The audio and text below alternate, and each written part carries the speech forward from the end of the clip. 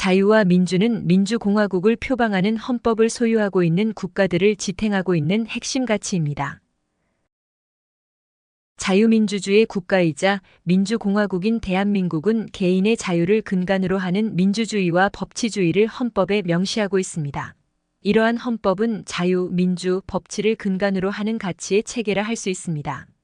대한민국 헌법 제1조 1항은 대한민국은 민주공화국이다.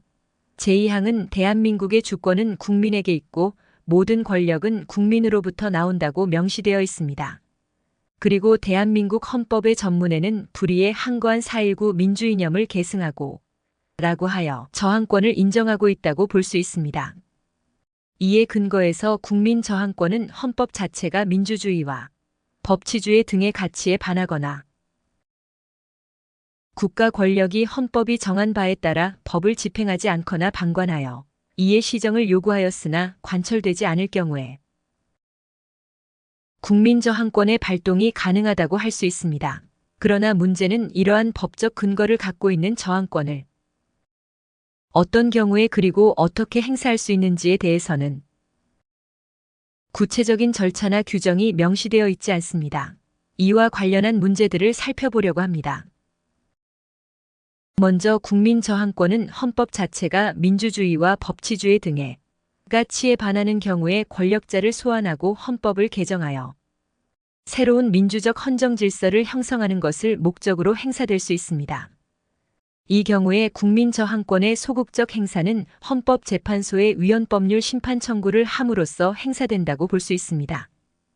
하지만 헌법재판소 등 국가 권력을 대상으로 한 합법적 절차에 의한 위헌 심판 청구가 불어될 경우에 저항권의 대상은 국가 권력 자체가 될 것입니다.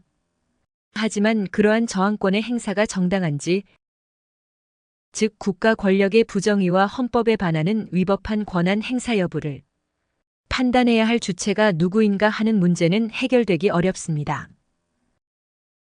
위헌 심판을 청구하는 주체의 판단이 잘못된 것일 수도 있기 때문입니다. 그러나 문제는 청구인의 요구가 잘못된 것인지에 대한 심판을 위한 조사와 수사 등의 합당한 절차를 무시하거나 부정하는 경우입니다. 이는 명백히 헌법적 질서를 수호하기 위해서 공권력을 행사할 책임과 의무가 있는 국가권력 즉 공권력이 되려 헌법 질서를 파괴하거나 유린하는 행위를 한다고 할 수 있습니다. 이 경우에 국민의 권리는 완전히 무시되고 있으며 이에는 마땅히 국민 저항권이 적극적으로 행사될 수 있습니다. 즉, 국민 저항권의 적극적 행사는 헌법이 제 기능을 상실했거나 존재 자체가 부인되는 경우라고 할 수 있습니다. 하지만 저항권의 행사를 어떤 수단과 방법으로 결행할 것인지를 사전에 헌법에 명시할 수는 없지만 자유민주국가에서 헌법 질서의 파괴를 바로잡을 수 있는 유일하며 최후적인 수단은 자유선거를 통한 다수결에 의한 개정이나 정정일 것입니다. 하지만 선거가 부정한 방법으로 이루어지고 선거의 부정을 조사해야 할 국가기관의 직무유기 그리고 이를 바로잡을 수 있는 더 이상의 합법적인 수단과 절차가 존재하지 않을 경우에 국민 저항권은 어떻게 행사되어야 하는 것일까요? 롤스의 시민 불복종을 살펴보면서 이에 대해서 고민해 보려고 합니다. 롤스가 자신의 대표적 저서 정의론에서 다루고 있는 시민 불복종은 국민 저항권의 일종이라 할 수 있습니다. 시민 불복종은 특정한 법이나 정부의 정책의 변화를 가져올 목적으로 가능한 합법적 수단을 동원하였지만 시정이 이루어지지 않을 경우에 최후의 수단으로서 법의 시정을 요구하며 법을 준수하지 않는 공공적이고 비폭력적이며 양심적인 정치적 행위입니다. 달리 말해서 단순히 양심의 차원에서 이루어지는 행위가 아니라 공개적으로 다수자의 정의감에 호소하는 청원 또는 설득의 한 형식입니다. 특히 롤스의 시민 불복종은 소수자가 정치권력을 쥐고 있는 다수자에게 자신의 의사를 관철시키려 하는 행위라는 의미에서 정치적 원칙 즉 헌법과 사회제도 일반을 규제하는 정의의 원칙들에 의해 지도되고 정당화되는 행위라는 점에서 그리고 국가의 제도나 법의 부정의를 시정할 것을 요구하는 행위이긴 하나 그것이 법의 준수를 거부하기에 국가가 갖는 합법적 권위를 부정하거나 이에 도전한다는 의미에서 정치적 행위입니다. 그리고 시민 불복종은 한 사회가 공유하고 있는 정의관에 의거하고 있기 때문에 개인의 도덕적 원칙이나 종교적 교설, 혹은 개인이나 집단의 이익에만 기초해서 이루어져서는 안 되며 신중하고 양심적이며 공개적인 정치적 신념의 표현인 청원의 형태로 이루어지는 비폭력적인 정치적 행위입니다. 또한 입헌민주주의, 국가에서 사회 정의의 기본 원칙을 오래도록 끈질기고 의도적으로 위반하는 것, 특히 기본적인 평등한 자유의 침해로 인한 굴종에 저항하고 다수자의 공통된 정의감에 호소하여 그들로 하여금 소수자의 합당한 요구를 숙고하고 인정하게 만들어 최종적으로 이를 시정케 하려는 공개적인 정치적 행위이기도 합니다. 롤스는 이러한 헌법이 보장하는 시민 불복종은 시민의 기본적 자유를 보다 더 확고하게 해주며 따라서 정의로운 제도를 유지하고 강화하는 역할을 합니다. 특히 이러한 시민 불복종에 대한 롤스의 견해는 그의 공정으로서의 정의관의 뼈대를 이루고 있다고 할 수 있는 정의감에 대한 그의 이해에 의존하고 있습니다. 롤스가 정의를 모든 인간에게 적용되는 가장 기본적인 자연적 의무로 간주할 수 있었던 것은 그가 모든 인간에게는 정의감이 있다고 보았기 때문입니다. 롤스에게 정의감은 이미 그 자체가 도덕적 감정 또는 도덕감의 일종입니다. 때문에 그것은 사회적 공리성과 대립하는 의미를 갖습니다. 롤스가 이 정의감에 상당한 정도의 정치적 힘을 부여하고 있는 것도 그것이 사회적 편의와 독립적으로 작용할 수 있는 자발적 능력에 주목하고 있기 때문입니다. 롤스는 이처럼 시민 불복종 행위만이 아니라 정의론 전반에 걸쳐 정의감을 가정하고 있습니다. 특히 충분히 정의로운 사회에서라면 자발적으로 발휘되는 감정이라 보고 있는 것입니다. 정의감에 대한 롤스의 이런 이해는 시민 불복종이 함의하고 있는 실질적인 문제들을 상당히 제한하는 결과를 가져올 수 있습니다. 그 단적인 예가 앞서 검토한 바 있는 합법적 권위에 도전하는 불복종 행위의 정당성의 제한 조건들입니다.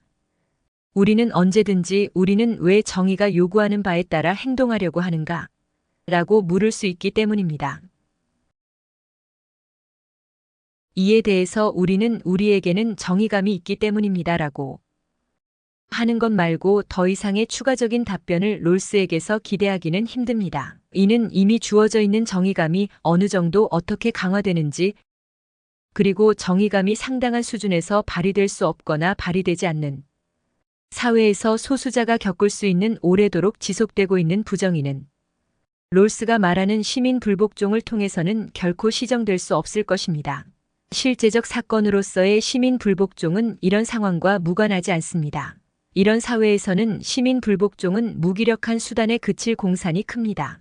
시민 불복종은 특히 정치적 책무가 있는 사람들의 정의감에 호소하는 행위이기에 합법적 권위에 대한 소수자의 불복종 행위가 정당성을 가질 뿐만 아니라 소기의 목적을 달성하려면 소수자와 다수자 간의 정의감의 일치가 이루어져야 합니다.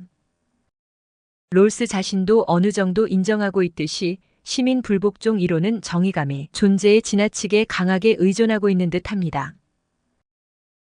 하지만 롤스는 인간에게는 공통된 정의감이 실제하지만 그렇다고 정의감을 너무 거창한 것으로 생각하는 것도 잘못이라고 주장합니다. 롤스는 자신이 말하는 정의감은 소극적인 방식으로나마 현존하는 부정의를 다수자가 강요하거나 옹호할 수 없게끔 하는 작용을 하는 것 이며 이런 점에서 민주주의 정치의 핵심적 요소로서 인정해야 한다고 생각합니다. 이런 롤스의 주장은 정치적 정의감의 발휘는 정의감이 그저 실제하는 것만으로는 부족하고 그것이 어떤 사회적 여건에서 어떻게 획득되느냐가 관건이라고 보는데 토대를 두고 있습니다.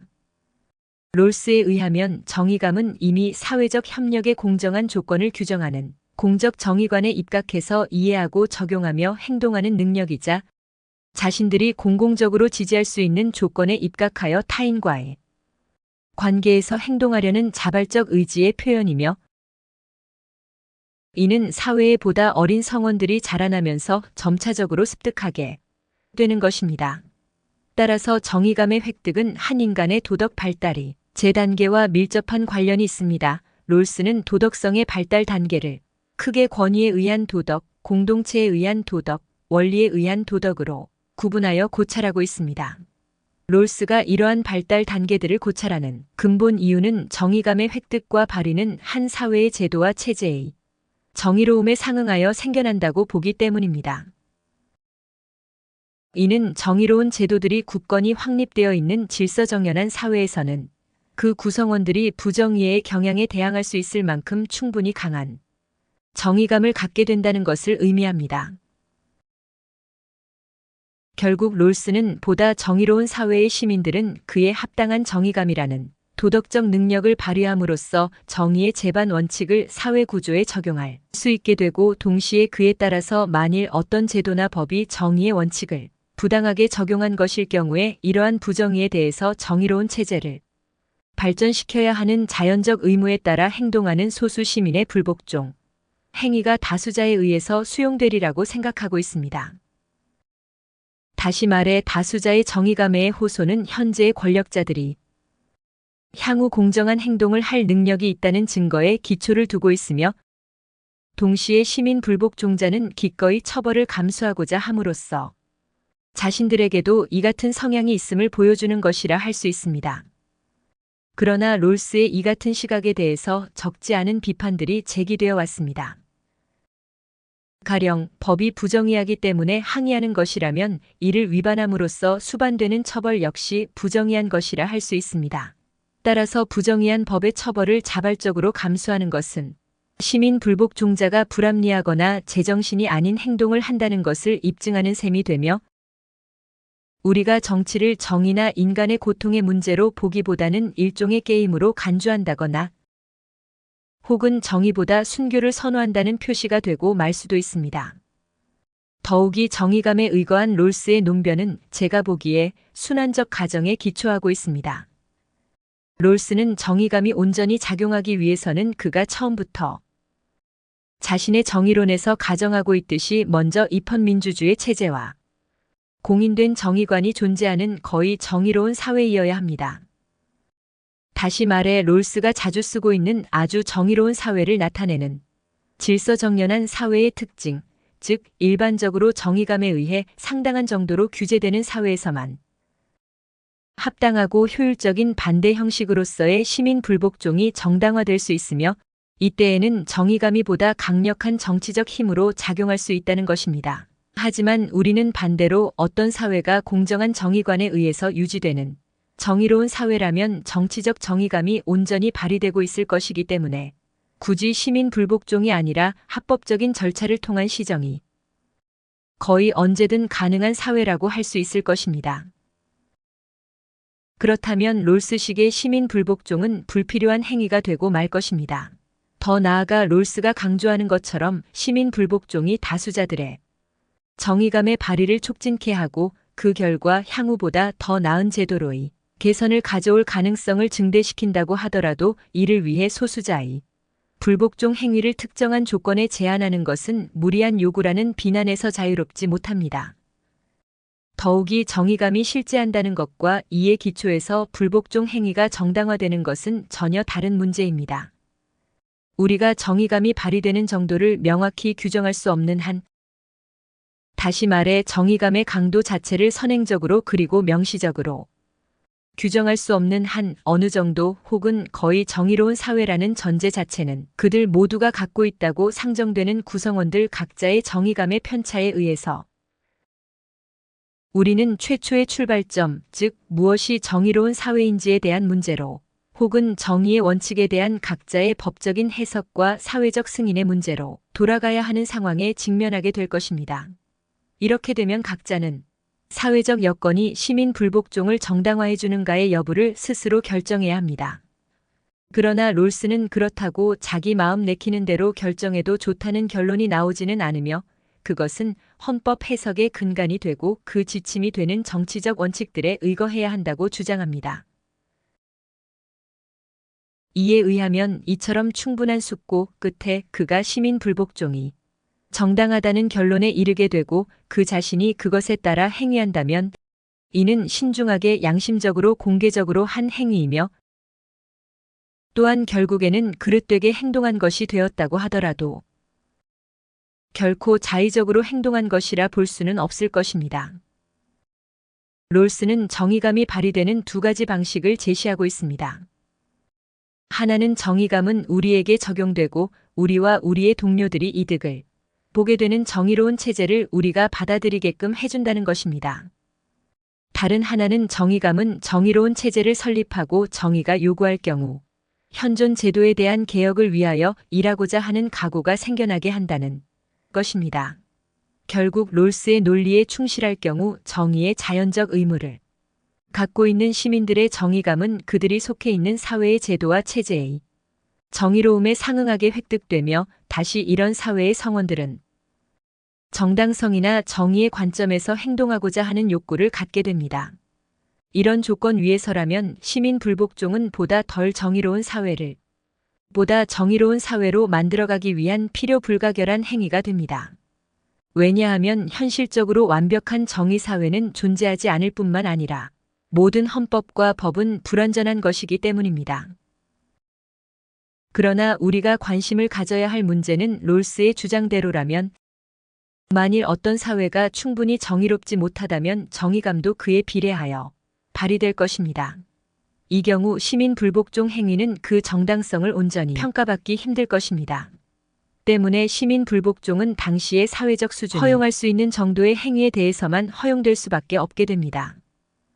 또한 롤스 자신도 언급하고 있듯이 상당히 정의로운 입헌 민주주의 체제에서도 사실상 재헌기관, 입법부, 행정부, 사법부와 같은 국가기구나 기관들은 헌법에 대한 각자의 해석과 그것을 반영한 정치적 이상을 내세웁니다. 결국 이런 상황에서 최후의 법정은 사법부도 행정부도 입법부도 아닌 전체로서의 유권자입니다. 그런데 그들이 곧 다수자인 것입니다. 시민 불복종은 바로 이들에게 하는 호소인 셈입니다. 그리고 다수자가 소수자의 호소와 청원에 귀 기울일 것이라는 보장은 어디에도 없습니다. 그들에게는 자신의 정의가 옳은 것이기 때문입니다. 이로부터 우리가 말할 수 있는 것은 처음의 가정으로 돌아가서 결국 우리는 시민 각자는 그들이 소수자이든 다수자이든 정의의 원칙들에 대한 자신의 해석과 그 원칙들에 의거해서 자신의 행위를 스스로 결정하고 그에 따른 책임도 져야 한다는 것뿐입니다. 또한 이 모든 문제는 정의감이 올바로 작동할 수 있는 사회적 여건에 대한 선판단을 요구하며 동시에 무엇이 정당한 시민 불복종인지를 어떻게 식별할 것인지의 문제로 다시금 환원됩니다. 역사적으로 보면 한 사회의 법과 제도의 정의 여부와 해당 시민들의 의식 수준에는 편차가 있을 수 있습니다. 롤스의 견해가 그나마 설득력을 갖게 되는 가능한 경우는 그의 견해처럼 자신들이 살고 있는 사회가 충분히 정의롭기 때문에 조만간 혹은 장차 정의감을 갖고 있는 다수자가 소수자의 저항에 귀를 기울일 것이라는 그들에 대한 신뢰뿐입니다. 처벌에 대한 감수도 이 같은 일치나 신뢰가 충분히 구비되어 있을 경우에만 가치 있는 선택이 될 수 있습니다. 그렇지 않을 경우 시민 불복종 행위는 언제든 합법적 권위를 부정하고 사회제도 자체의 정당성을 문제 삼는 이른바 체제 도전의 양상을 띠게 될 수도 있습니다. 경우에 따라서는 무정부주의자들에게 빌미를 제공할 여지도 있습니다. 이런 이유에서 롤스는 미래의 공정한 협력을 불가능하게 하는 행동과 수단을 원칙적으로 제한하고 있습니다.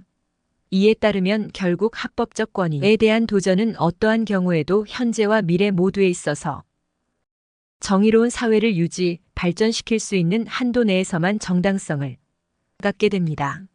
이런 맥락에서 시민 불복종은 혁명이나 무정부 상태와 구별해주는 경계를 설정해주는 역할을 할 수 있습니다.